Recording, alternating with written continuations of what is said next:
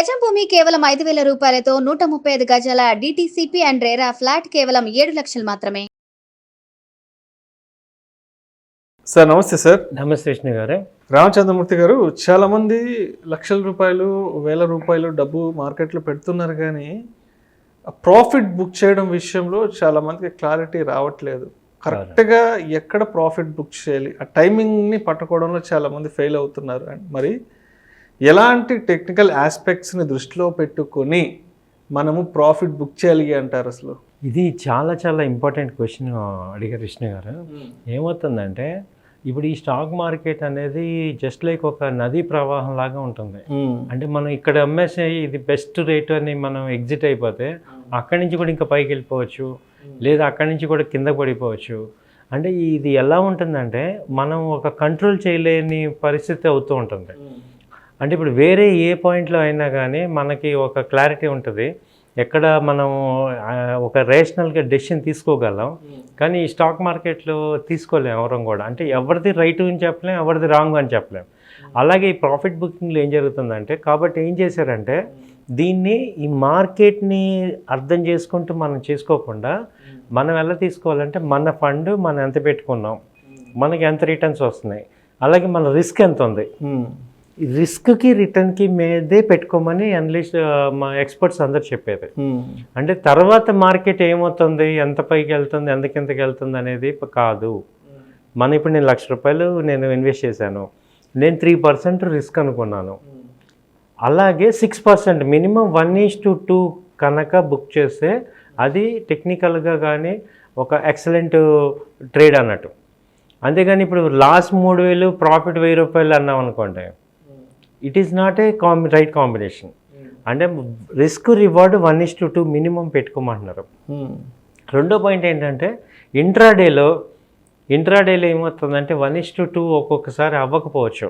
ఎందుకంటే ఇంట్రాడే చాలా ఫాస్ట్గా తీసుకోవాల్సిన యాక్షన్ తీసుకోవాలి. కాబట్టి ఇంట్రాడేలో 1:1 ఐడియల్ బుకింగ్ అనమాట. అంటే 1:1 అంటే 1:1 రిస్క్ రివార్డ్ పెట్టుకొని సక్సెస్ రేట్ మీకు ఎక్కువ ఉండాలి. సక్సెస్ రేట్ కనుక మీకు 70%, 80% ఉంటే మీరు మంచి సక్సెస్ఫుల్ అవుతాం. ఏదైనా బిలో 1:1 కనుక లేకపోతే అది అసలు ప్రొఫెషనల్ కాదు.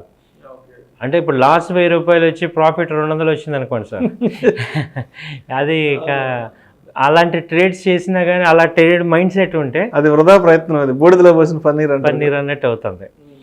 ఇంకొక పాయింట్ ఏం చెప్తున్నామంటే ఇన్వెస్టర్స్కి పాయింట్లో చూసుకుంటే వాళ్ళకి ఏంటంటే ఇప్పుడు ఒక మంచి కంపెనీలో వాళ్ళు ఇన్వెస్ట్ చేశారు.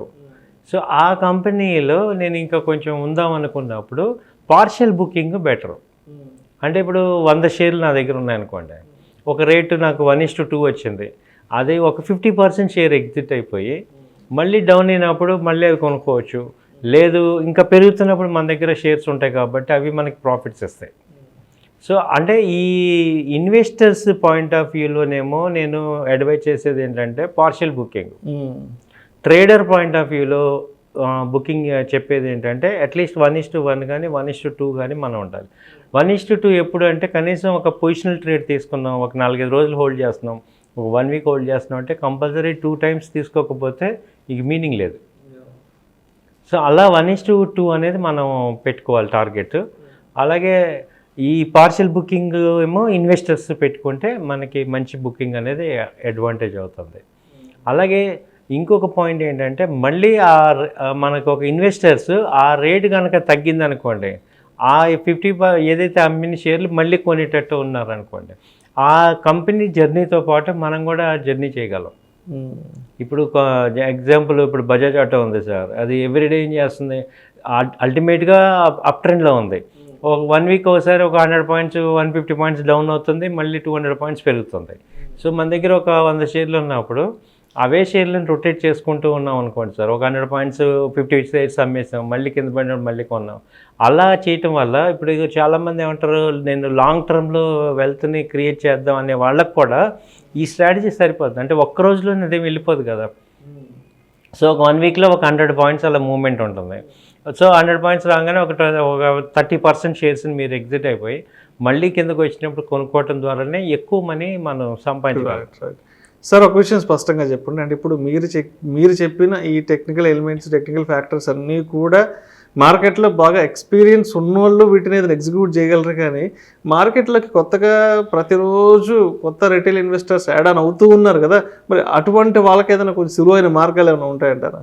అటువంటి వాళ్ళకి ఏంటంటే సులువైన మార్గం చెప్పాలి అంటే ఫస్ట్ మనం మీరు ఎక్స్పీరియన్స్ వస్తేనే ఆ మెచ్యూరిటీ వస్తుంది సార్. మీరు ఫస్ట్ మామూలుగా 1:1 బుక్ చేసుకుంటూ ఉండండి.